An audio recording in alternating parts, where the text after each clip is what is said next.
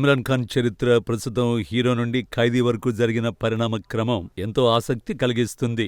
1992 మార్చి Melbourne cricket గ్రౌండ్లో ప్రపంచ cup ట్రోఫీని చేతిలోకి తీసుకున్నప్పుడు పాకిస్తాన్ కోసం ఆ విజయమే ఆయనకు సరికొత్త గుర్తింపును ఇచ్చింది. క్రికెట్ మాత్రమే కాదు, జాతీయ గర్వాన్ని నిర్మించిన వ్యక్తిగా అప్పటి నుంచి ఇమ్రాన్ పాకిస్తాన్ చరిత్రలో చెరిగిపోని ముద్ర వేశాడు. కానీ 33 ఏళ్ల తర్వాత అదే ఇమ్రాన్ ఖాన్, పాకిస్తాన్ మాజీ ప్రధాని, ప్రజాస్వామ్యానికి ప్రతీకగా భావించిన నాయకుడు జైల్లో ఉన్నా ఎవరికి కనిపించకుండా పోయాడు. రావలపిండి అడియాల జైలులో ఉన్న ఆయన సజీవంగా ఉన్నాడా అన్న ప్రశ్న ఇప్పుడు పాకిస్తాన్ అంతటా చర్చనీయాంశమవుతోంది. నాయకుడు మాయం కాగా జనం మాత్రం భయంతో జీవిస్తున్నారు. ఇమ్రాన్ ఖాన్ గత 25 రోజులుగా బహిరంగంగా కనపడ్డం లేదు. ఆయనపై అవినీతి, జాతీయ రహస్యాల దుర్వినియోగం, విదేశీ జోక్యాన్ని ప్రోత్సహించినట్లు ఆరోపణలు ఉన్నాయి. కానీ పాక్ ప్రజలకు ఆయన నేరస్తుడు కాడు. పాకిస్తాన్ రాజకీయ వ్యవస్థలో నిజాయితీ, ధైర్యానికి చిహ్నంగా నేటికి ప్రజలు గుర్తు చేసుకుంటున్నారు.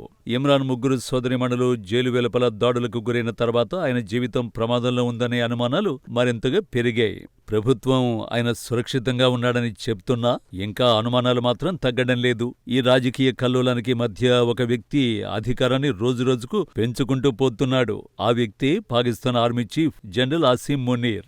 రాజ్యాంగ సవరణతో పాక్ న్యాయ వ్యవస్థను, కార్యనిర్వాహక వ్యవస్థను సైన్యమాధీనంలోకి తెచ్చుకున్నాడు. ఆర్టికల్ 234 మార్పు ద్వారా మునీర్కు జీవితకాల చట్టపరమైన రక్షణను పొందాడు. భవిష్యత్తులో ఎప్పుడు కూడా అతన్ని ఏ ప్రభుత్వము, కోర్టు ప్రశ్నించలేవు. పాక్ ప్రజాస్వామ్యంలో ఇది పెద్ద మలుపు. ప్రజల చేతిలో ఉన్న శక్తి ఇప్పుడు పూర్తిగా సైన్యం చేతికి వెళ్లిపోయింది.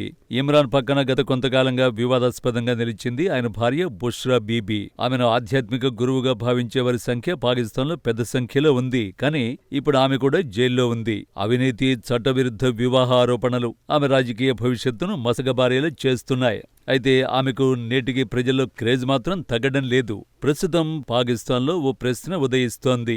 ఇమ్రాన్ ఖాన్ అసలు బతికే ఉన్నాడా? ఆయన కేవలం రాజకీయ నాయకుడు మాత్రమే కాదు, లక్షలాది ప్రజల ఆశ. కానీ ఇప్పుడక్కడ ప్రజాస్వామ్యం పేపర్ మీద మాత్రమే ఉంది. న్యాయ వ్యవస్థ అంతంతే పనిచేస్తోంది. మీడియా ప్రభుత్వ ప్యాకేజీలతో నిద్ర నటిస్తోంది.